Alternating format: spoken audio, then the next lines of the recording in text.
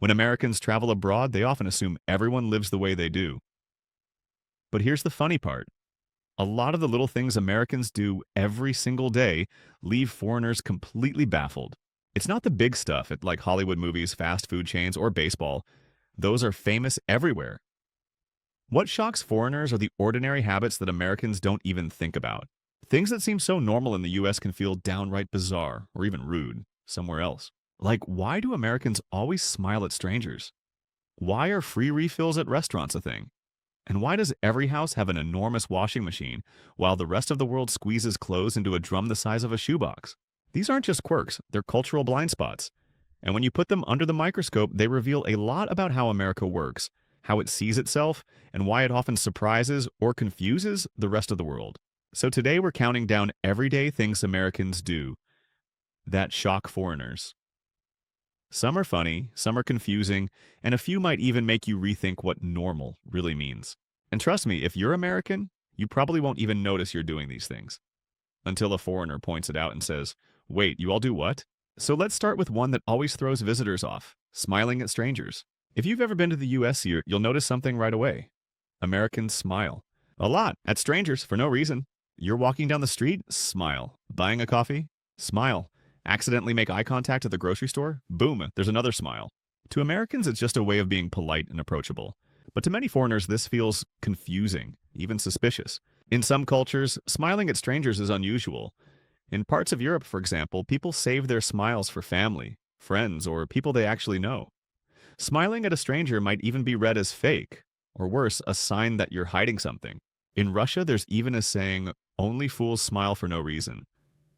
Imagine what they think when they land in New York and suddenly everyone looks way too happy. But in the US, smiling is social currency. It's a way to show friendliness, reduce tension, and make interactions smoother. Customer service especially leans on it. Waiters, cashiers, even TSA agents at the airport often start with a smile. It's built into the culture. Foreigners often wonder, are Americans really this happy all the time? The answer is no, but in the US. But politeness often comes with a smile, whether you're actually happy or not. So yes, for Americans, smiling at strangers is totally normal. For many foreigners, it's a shocking mix of friendliness and a little weird. And if you think smiling is surprising, wait until we talk about the next one. Because Americans aren't just smiling, they're also asking questions that confuse foreigners even more. How are you? Here's a classic American habit. Walking up to someone and saying, "Hey, how are you?" Sounds nice, right? But here's the twist. They don't actually want a full answer. In the US, "How are you?"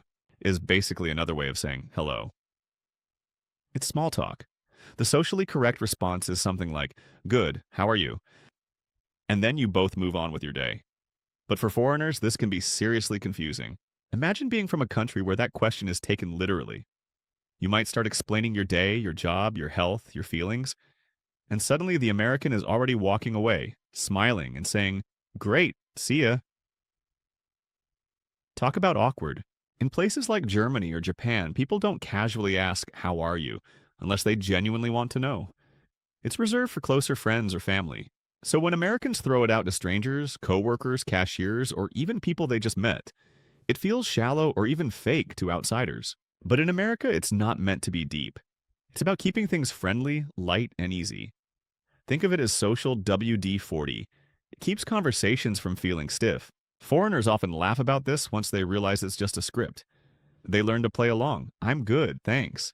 Even if their car broke down, their cat's missing, and their life's a mess.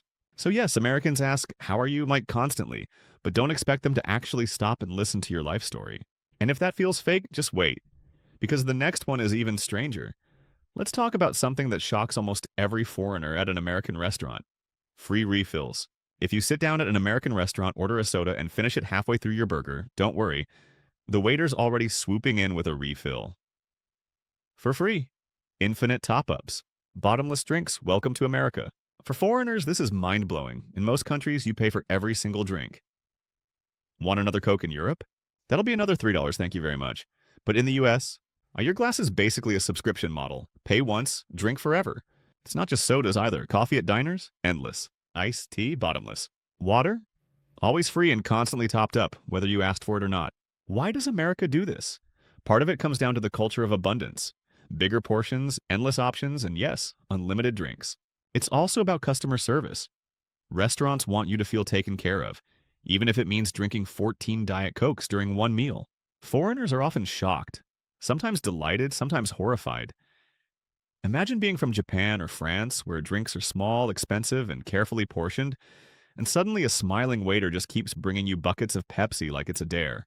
Of course, the downside is obvious: more sugar, more calories, and let's be honest, more bathroom trips. But Americans love the idea that once you've paid for something, you should get your money's worth. So yes, in America, your cup is never empty. And foreigners almost always remember their first endless refill experience. But drinks aren't the only thing that come in giant portions. The next everyday American habit that shocks foreigners? The sheer size of everything. Step into America and suddenly everything looks like it's been hit with a growth spell. Drinks? Huge. Meals? Giant. Cars? Massive. Even the fridges look like they could fit a small European apartment inside. Foreigners are often stunned by just how big everyday things are in the Australian SS. A medium soda at McDonald's in America is the size of a large in many other countries. A regular coffee feels like it was brewed for a football team. Grocery store aisles are lined with bulk packs of cereal taller than some people. And let's not even talk about Costco, where you can buy ketchup in containers that look like they belong in a restaurant kitchen. Why so big? Part of it is land. America has a lot of it, so homes, cars, and stores all expanded. Another part is the cultural love of value. More for your money.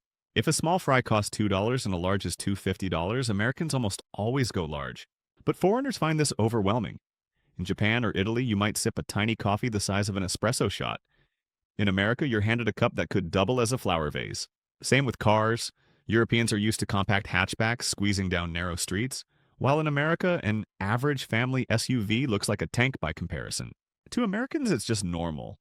To foreigners, it feels like living in a theme park where everything is slightly exaggerated. So yes, supersizing is the American way. Bigger houses, bigger meals, bigger cars. And if the size doesn't shock foreigners, the next habit definitely does: tipping. And oh boy, do Americans love tipping. If there's one American habit that shocks foreigners the most, it's tipping. And not just tipping, tipping a lot. In most of the world, tipping is optional, rare, or just a little extra if the service was exceptional. But in the US, it's basically mandatory. At restaurants, a standard tip is 15–20% of the bill. Order a $50 meal, expect to tack on another $10 just for the service. And if you don't, get ready for some serious side-eye from your waiter. But it doesn't stop there. In America, you tip waiters, bartenders, taxi drivers, hairdressers, hotel staff, delivery people. Even baristas sometimes have tip jars. For foreigners, this feels like a never-ending wallet drain. Why does the US do this? Simple, service staff are often paid very low wages, sometimes below minimum wage, because the system assumes tips will make up the difference. So tipping isn't just a thank you. It's literally how many workers earn their living. Foreigners often feel awkward with this system. In Japan, for example, tipping can actually be seen as insulting, the idea being that good service should already be included. In Europe, a small tip or rounding up the bill is normal, but nothing like the 20% expected in America. So when visitors see tipping screens asking if they'd like to leave 25% for just ordering a coffee, it blows their minds. Some find it frustrating, others adapt quickly, and some just avoid sit-down restaurants altogether. For Americans, though, it's second nature, and tipping is just part of the culture. But if tipping makes foreigners sweat, the next one leaves them totally baffled. Why are Americans so obsessed with ice in every drink? Order a drink in America and you'll quickly notice something. Half the glass is ice. Water? Ice. Coke? Ice? Lemonade? Ice. Sometimes it feels like Americans won't touch a beverage unless it's practically frozen solid. Foreigners are shocked by this.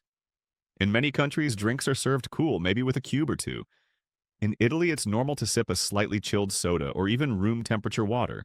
In America, you're basically handed an iceberg with a splash of liquid on top. Why the obsession?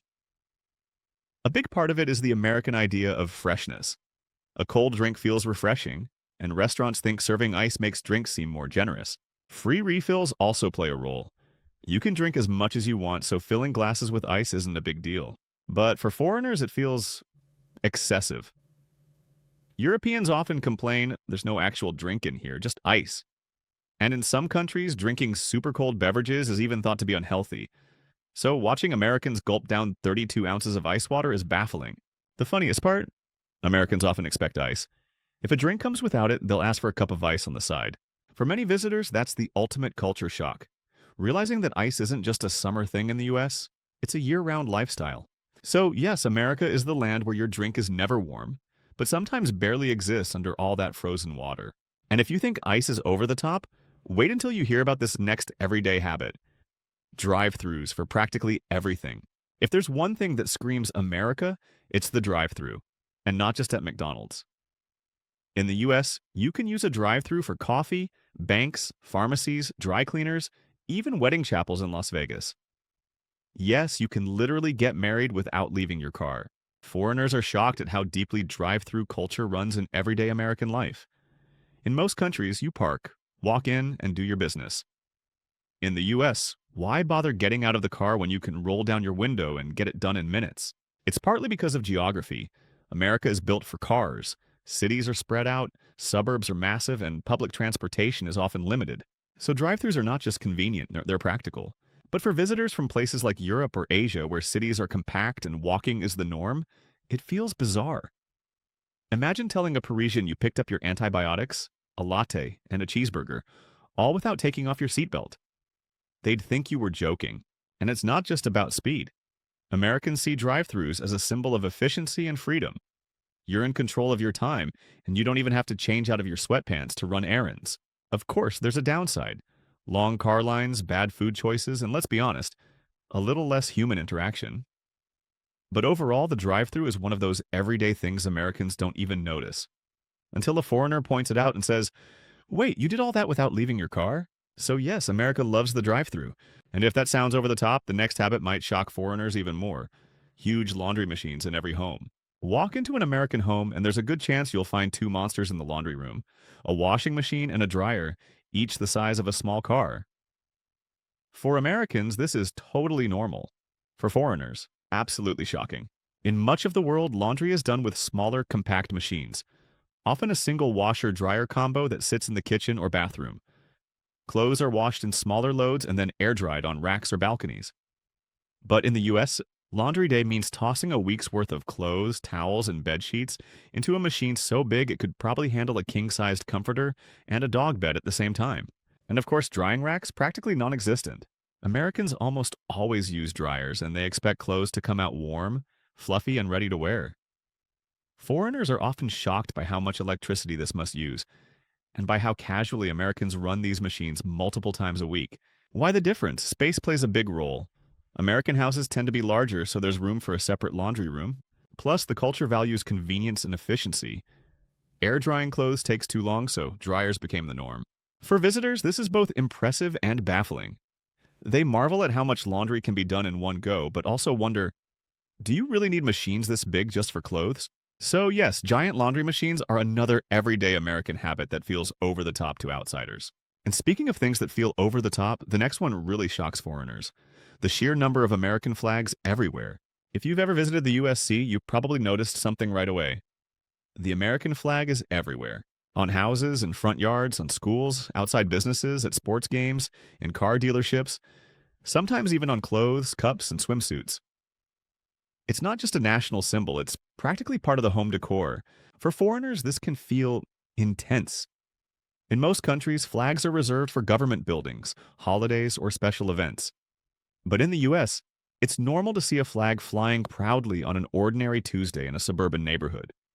Some families even have flagpoles in their front yards, raising and lowering the stars and stripes like it's a daily ritual. Why so many flags? A big part of it is patriotism. America's identity is deeply tied to the flag. It represents freedom, independence, and national pride. After events like 9/11, the display of flags became even more widespread as a way to show unity. But for foreigners, the scale of it is surprising. A French visitor might see one or two flags on Bastille Day, but in the US, they'll see 10 flags before breakfast. And when Americans sing the national anthem at sports events while giant flags are rolled across the field, that level of ceremony can feel overwhelming to outsiders. To Americans, though, it's just part of everyday life. The flag isn't just a piece of fabric, it's a cultural staple. So yes, in America, the stars and stripes are always front and center. And if foreigners think the flag obsession is surprising, the final everyday habit takes it to another level: air conditioning, blasting at full power. If you step into almost any building in the US during summer, brace yourself, because the air conditioning will hit you like a snowstorm. Americans don't just use AC, they crank it. Foreigners are often shocked by how cold American indoors can be. It could be 95 degrees Celsius, 35 degrees Celsius outside, and yet inside a restaurant, mall, or office, you'll feel like you've walked into a giant refrigerator. Visitors from warmer climates are especially confused. They're used to fans, open windows, or milder cooling. In America, it's Arctic mode or nothing. And it's not just public spaces. At home, Americans blast the AC all night long, sometimes setting it so low you need a blanket in July. Meanwhile, in many parts of Europe or Asia, air conditioning is rare. And when it does exist, it's used sparingly. Why so much AC? Partly it's about comfort. Americans value being cool and comfortable indoors, no matter what's happening outside. Partly it's affordability. Electricity is generally cheaper in the US than in many countries, so running AC nonstop feels less like a luxury and more like a necessity. And of course, big houses and cars with built-in AC make it easy to keep things chilly. Foreigners often joke that in America you need to pack a sweater in summer, not for outside, but for surviving the indoor icebox. So yes, blasting AC is one of those everyday habits that shocks nearly every visitor. From smiling at strangers to tipping 20%, from free refills to giant laundry machines, Americans have a lot of everyday habits that feel totally normal at home, but absolutely wild to foreigners. Some of these quirks are fun, like endless sodas and drive-thrus for everything. Others feel extreme, like oversized portions, nonstop AC, and tipping culture. But here's the thing. These habits reveal how America sees itself. Big, bold, convenient, and friendly. Sometimes too friendly. And whether you find them shocking, funny, or just plain strange, they make the US one of the most unique places to experience. So now it's your turn. Which of these everyday American habits shocked you the most? Or if you're American, which of these do you think is completely normal? And which ones do you secretly think are a little weird too? Drop your thoughts in the comments. Because one thing's for sure, what feels normal in one country can feel completely bizarre in another.